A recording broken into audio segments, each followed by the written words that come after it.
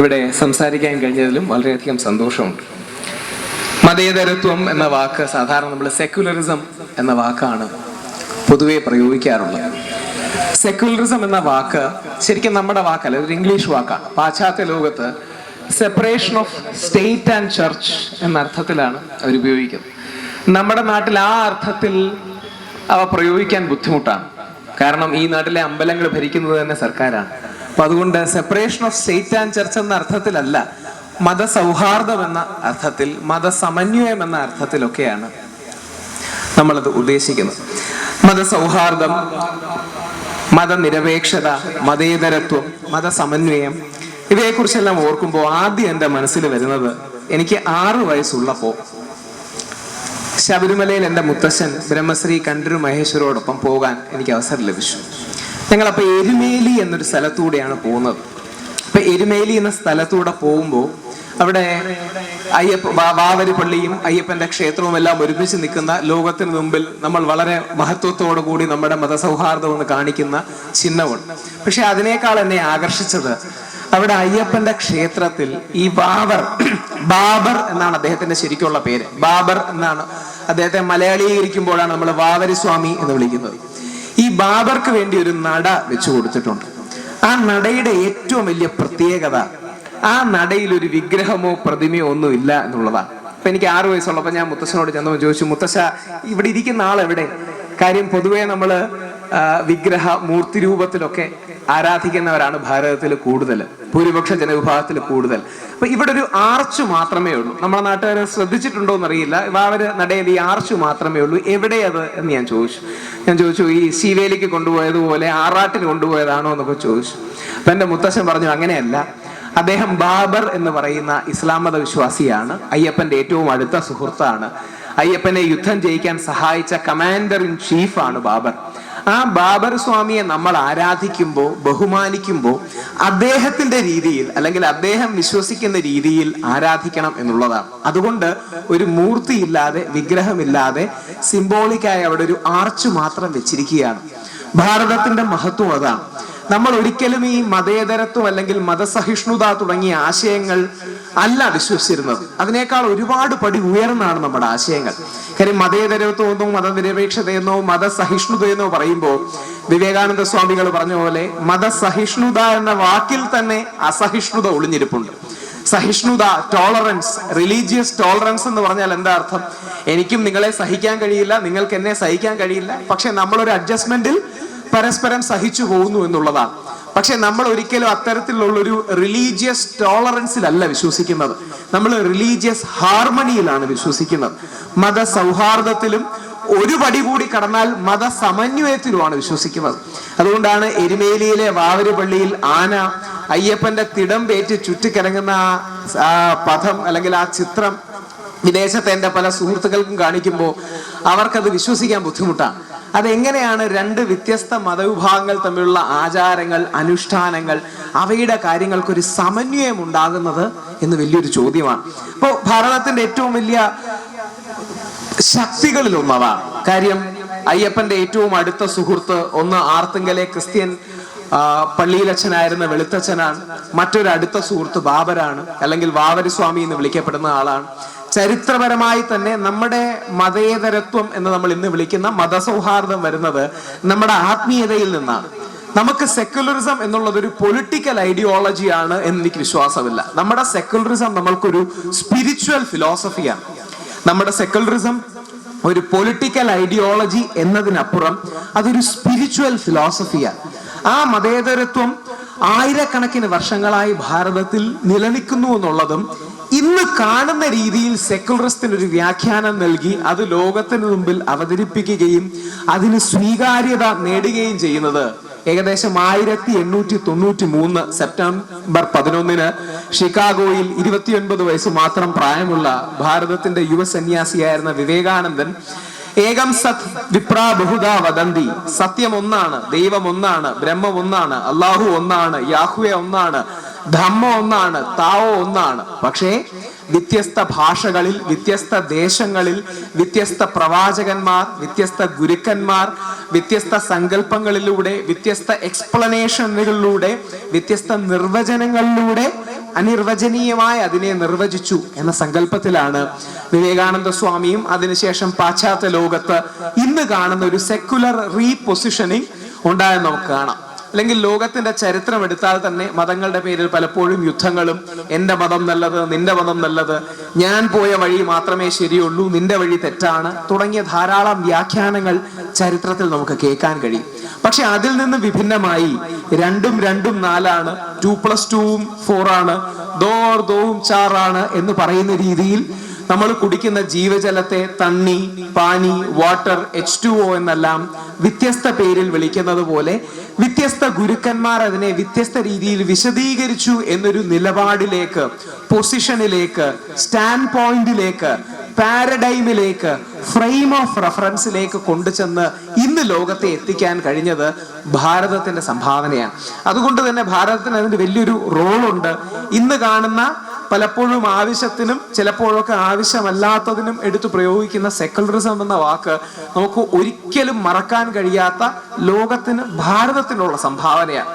2, ഞാൻ 5 പോയിന്റുകളാണ് ഉദ്ദേശിക്കുന്നത്. 2, ആ സെക്കുലറിസം ഇന്ന് ഇന്ത്യയിൽ പല രീതിയിൽ വെല്ലുവിളികൾ നേരിടുന്നുണ്ട്.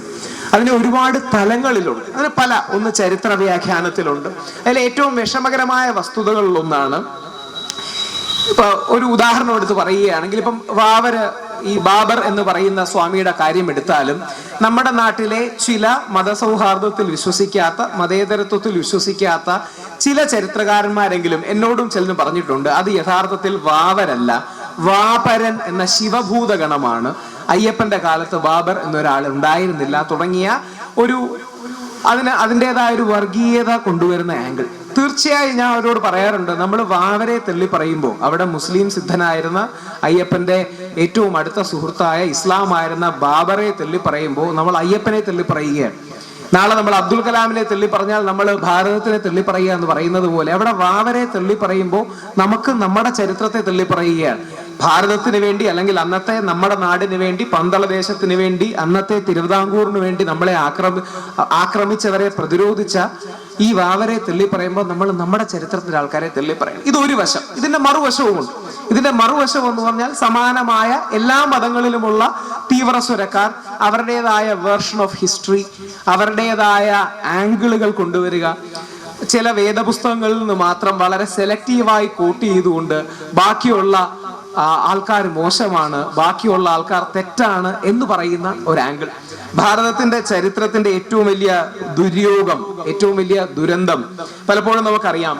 ഹൈന്ദവ ഞാൻ ഹിന്ദുവായി എന്നതിൽ അഭിമാനിക്കുന്ന ഒരു വ്യക്തിയാണ്. പക്ഷെ ഹൈന്ദവ വർഗീയത ഒരു കാരണവശാലും സ്വീകാര്യമല്ലാത്തൊരു കാര്യമാണ് നമുക്ക് എല്ലാവർക്കും.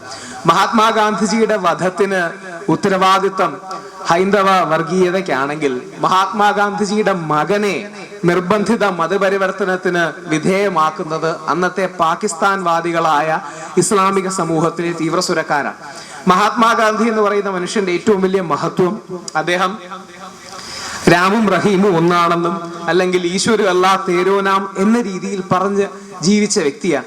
അപ്പൊ മഹാത്മാഗാന്ധിയെ പോലൊരു വ്യക്തിയുടെ ചരിത്രപരമായ പ്രസക്തി, ഒരു സെൻട്രിസ്റ്റ് പൊസിഷൻ എന്നൊക്കെ നമ്മൾ പൊളിറ്റിക്സിൽ പറയും. അതായത് 2 സൈഡിന്റെയും തീവ്രസ്വരങ്ങളിലേക്ക് വീഴാതെ 2 സൈഡിലെയും അല്ലെങ്കിൽ എല്ലാ വിഭാഗങ്ങളിലെയും നന്മയെ എടുത്തുകൊണ്ട് എല്ലാ വിഭാഗത്തിലെയും ഗുണങ്ങളെ സ്വാംശീകരിച്ചുകൊണ്ട് ഹൈന്ദവ സമൂഹത്തിലെ, ഇസ്ലാമിക സമൂഹത്തിലെ, ക്രിസ്ത്യൻ സമൂഹത്തിലെ, സിഖ് സമൂഹത്തിലെ, ബൗദ്ധ അല്ലെങ്കിൽ ബുദ്ധന്മാരുടെ സമൂഹത്തിലെ, നിരീശ്വരവാദികളിലെ, യുക്തിവാദികളിലെ നല്ല പോയിന്റുകളെ, നല്ല വശങ്ങളെ സ്വാംശീകരിക്കുകയും അതിനൊരു സെൻട്രിസ്റ്റായ, തീവ്രസ്വരമില്ലാത്ത, മോഡറേറ്റ് ആയ ഒരു ഭാവം കൊടുക്കുകയും ആ ഭാവത്തിലൂടെ മതസൗഹാർദ്ദത്തിൽ അടിസ്ഥിതമായ, മതേതരത്വത്തിൽ അടിസ്ഥിതമായ, മതസമന്വയത്തിൽ അടിസ്ഥിതമായ ഒരു ഭാവം മുമ്പോട്ട് കൊണ്ടുപോകാൻ കഴിയുക.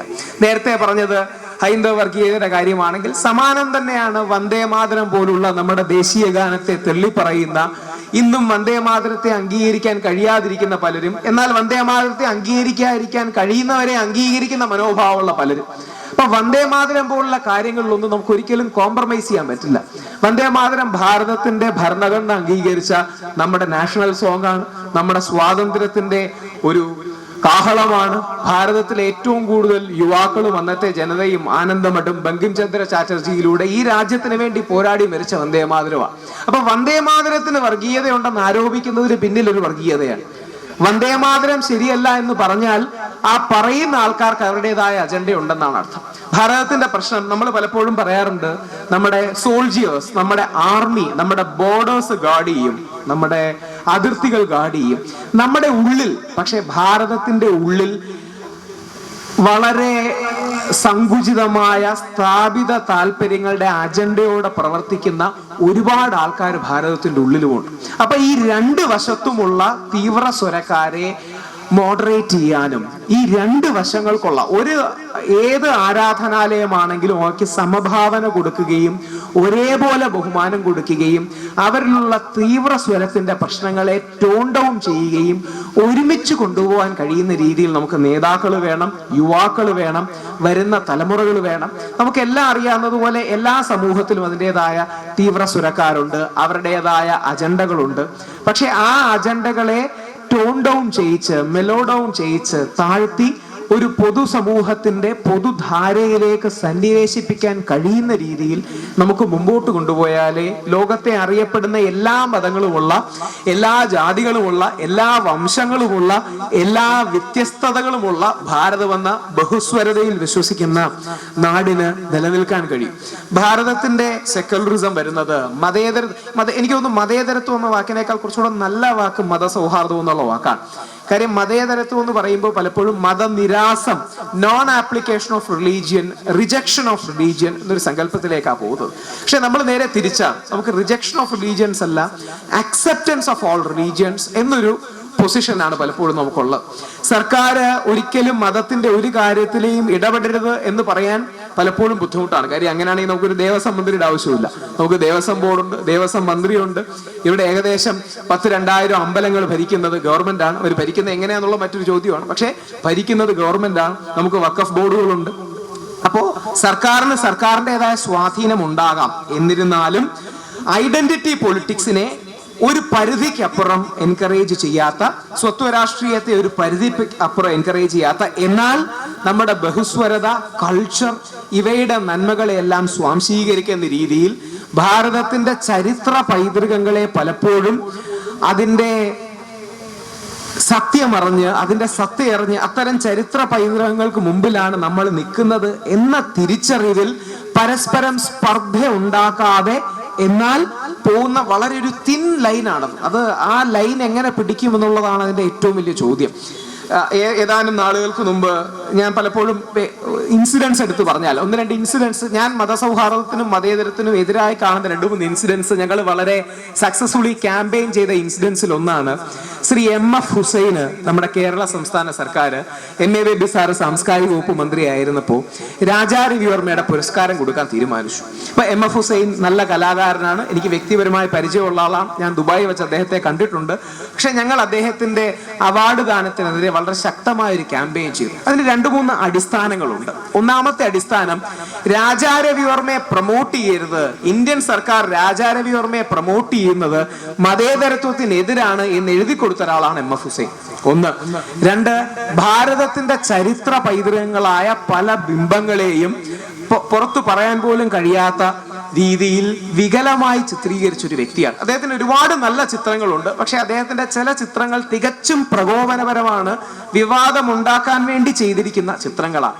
അപ്പൊ അത്തരമൊരു വ്യക്തിക്ക് രാജാരവിവർമ്മ പുരസ്കാരം 2007 സെപ്റ്റംബർ 17 കൊടുക്കാൻ ബേബി സഖാവ് തീരുമാനിക്കുകയും ചെയ്തു. ഞാൻ ബേബി സാറിനെയൊക്കെ കണ്ടു പറഞ്ഞു. അപ്പം അവര് പറയുന്ന എല്ലാവരും ആണെന്നല്ല, ബേബി സാറ് വാദിക്കുന്ന ഒരു മതേതരത്വം ഉണ്ട്. MF ഹുസൈൻ അവാർഡ് കൊടുക്കുകയാണെങ്കിൽ മതേതരമാണ്. ഞാൻ പറയാം, അതെങ്ങനെയാണ് സാർ? രാജാരവിവർമ്മയെ പോലൊരു വ്യക്തിയെ തള്ളിപ്പറഞ്ഞ, രാജാരവിവർമ്മയെ സ്റ്റേറ്റ് പാട്രണൈസ് ചെയ്യരുതെന്ന് പറഞ്ഞ, രാജാരവിവർമ്മയുടെ ചിത്രങ്ങളെ പ്രൊമോട്ട് ചെയ്യരുതെന്ന് പറഞ്ഞ, ഭാരതത്തിന്റെ പല ചിഹ്നങ്ങളെയും വികലമായി വ്യാഖ്യാനിക്കുന്ന ഇദ്ദേഹത്തിന് അവാർഡ് കൊടുക്കരുത്, അവാർഡ് കൊടുക്കണം എന്ന് പറയുന്നതിന് എന്ത് മതേതരത്വമാണ്? അതിന്റെ ഏറ്റവും വലിയ വൈരുദ്ധ്യം അവിടെയൊക്കെയാണ് ഈ വൈരുദ്ധ്യങ്ങൾ വരുന്നത്. ഞങ്ങൾ അന്നത്തെ ദേവസ്വം മന്ത്രിയായിരുന്ന ശ്രീ G. സുധാകരൻ സാറിനെ കാണുകയുണ്ടായി. അദ്ദേഹത്തിന്റെ നാക്ക് ചെമ്പാണെങ്കിലും മനസ്സ് സ്വർണം കൊണ്ടുള്ളതാണ്. വളരെ നല്ല മനുഷ്യനാണ്. കുറച്ച് റാഷായി സംസാരിക്കുമെന്നേ ഉള്ളൂ. പക്ഷേ അഴിമതിയില്ലാത്ത വളരെ സത്യസന്ധനായ പെട്ടെന്ന് കാര്യങ്ങൾ ചെയ്യുന്നതാണ്. സുധാകരൻ സാർ അടക്കമുള്ളവർ ഒരുപാട് പേര് ഞങ്ങൾക്ക് പിന്തുണ പറഞ്ഞു. എന്നിട്ട് അദ്ദേഹം പറഞ്ഞ രസകരമായ ഒരു വാക്കാണ്, അതാണ് ഈ മതേതരത്വത്തിന്റെ കാര്യം ഞാൻ പറയാൻ വന്നത്. പുള്ളി എന്നോട് പറഞ്ഞു, സപ്പോർട്ടൊക്കെ ഉണ്ട്, ഞാൻ ബേബിയോട് പറയുകയും ചെയ്യാം, പക്ഷെ ഞാനിത് പറഞ്ഞു എന്ന് വെളിയിൽ പറയണ്ട, പറഞ്ഞാൽ എൻ്റെ ഒരു മതേതരത്വത്തിന്റെ പ്രതിച്ഛായ താഴെ പോകും. ഞാൻ പറഞ്ഞു, സാർ ഇതൊരു മതേതരത്വത്തിന്റെ പ്രശ്നമല്ല, ഇത് നമ്മുടെ സാംസ്കാരിക ചിഹ്നങ്ങളെ മോശമായി വ്യാഖ്യാനിക്കുന്ന ഒരാളെ കുറിച്ച് ഞങ്ങളൊരു ക്യാമ്പയിൻ ചെയ്യും. എന്നിട്ട് അന്ന് HL ദത്തു ആയിരുന്നു കേരള ഹൈക്കോടതി ചീഫ് ജസ്റ്റിസ്. ഞങ്ങൾ ദത്തുവിന്റെ ബെഞ്ചിൽ ഇത് കൊണ്ടുപോയപ്പോൾ സർക്കാരിന്റെ മറുപടി പോലും കേൾക്കാതെ ഈ ചിത്രങ്ങളെല്ലാം കാണിച്ചപ്പോൾ HL ദത്തു അവരുടെ ഡിവിഷൻ ബെഞ്ചായിരുന്നു, അവാർഡ് സ്റ്റേ ചെയ്തു. അത് ശരിയല്ല, അങ്ങനെ മോശമായി വികലമായി ചിത്രീകരിച്ച ചിത്രങ്ങൾ കാണിക്കുകയുണ്ടായി. അപ്പൊ ഇതിന്റെ പ്രശ്നം ഭാരതത്തിലെ എല്ലാ ജനവിഭാഗങ്ങൾക്കും, ഭൂരിപക്ഷ ജനവിഭാഗങ്ങൾക്കും ന്യൂനപക്ഷ ജനവിഭാഗങ്ങൾക്കും, ഹിന്ദുവിനും ക്രിസ്ത്യാനിക്കും മുസ്ലിമിനും എല്ലാം അവരുടേതായ രീതിയിൽ അവരുടെ വിശ്വാസങ്ങളെ മുമ്പോട്ട് കൊണ്ടുപോകാനും പരസ്പരം ഹനിക്കാതിരിക്കാനുമുള്ള സ്വാതന്ത്ര്യം വേണം. ലോകത്ത് ആദ്യമായി പരിശുദ്ധനായ നബി തിരുമേനി സ്വല്ലല്ലാഹു അലൈഹി വസല്ലത്തെ മോശമായി ചിത്രീകരിക്കുന്ന സാത്താനിക് വേഴ്സസ്, സൽമാൻ റുഷ്ദി എഴുതിയ സാത്താനിക് വേഴ്സസ് എന്ന പുസ്തകം വരികയുണ്ടായി.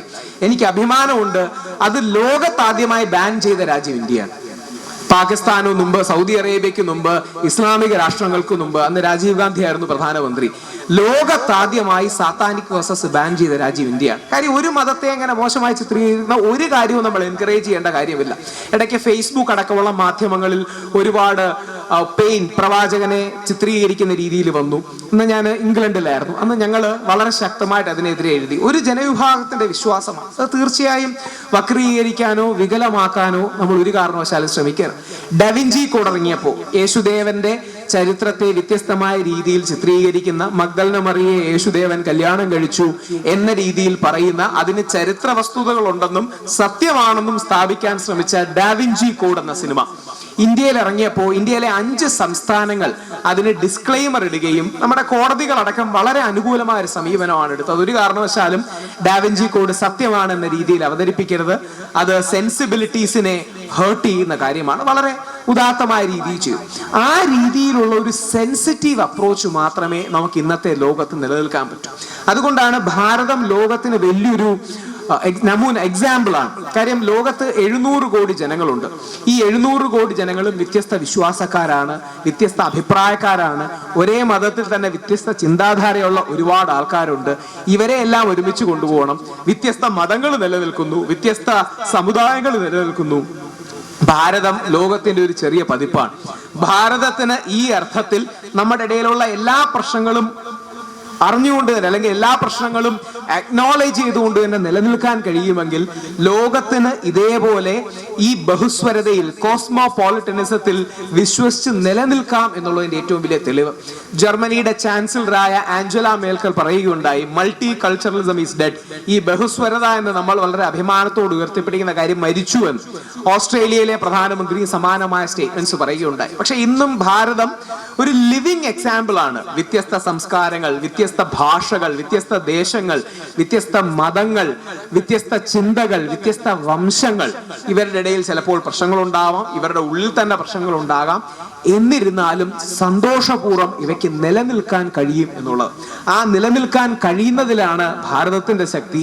ഭാരതം ജഗദ്ഗുരുവായി വരികയാണെങ്കിൽ വിവേകാനന്ദ സ്വാമിയുടെ ദർശനം പോലെ ഭാരതത്തിന് ലോകത്തിന് കൊടുക്കാൻ കഴിയാവുന്ന ഏറ്റവും വലിയ ദർശനം ഈ പരസ്പര സഹിഷ്ണുതയല്ല, പരസ്പര സ്നേഹമാണ്, പരസ്പര സമന്വയമാണ്, പരസ്പരം ഒരുമിച്ച് ജീവിക്കാം എന്ന് കഴിയുന്ന ചിന്തയാണ്. പരസ്പര ദൈവചിഹ്നങ്ങളെയും ബിംബങ്ങളെയും ആത്മീയതയും ചിന്താധാരയെയും നല്ലതാണ്, നന്മയുണ്ട്, നിങ്ങളിലും എന്നിലും നന്മയുണ്ട് എന്ന് തിരിച്ചറിഞ്ഞ് ജീവിക്കാൻ കഴിയുന്ന ആ കാഴ്ചപ്പാടാണ് ഭാരതത്തിന്റെ മതേതരത്വത്തിന്റെ അടിസ്ഥാനം. അതുകൊണ്ട് മതനിരപേക്ഷം എന്നതിനേക്കാൾ മതസാപേക്ഷികമായ മതേതരത്വം എന്നതുപോലെ മതസൗഹാർദ്ദത്തിൽ അടിസ്ഥിതമായ ഒരു മാനവികതയിലൂന്നിയ, ദേശീയതയിലൂന്നിയ, വിശാല അർത്ഥത്തിൽ മത സൗഹാർദ്ദ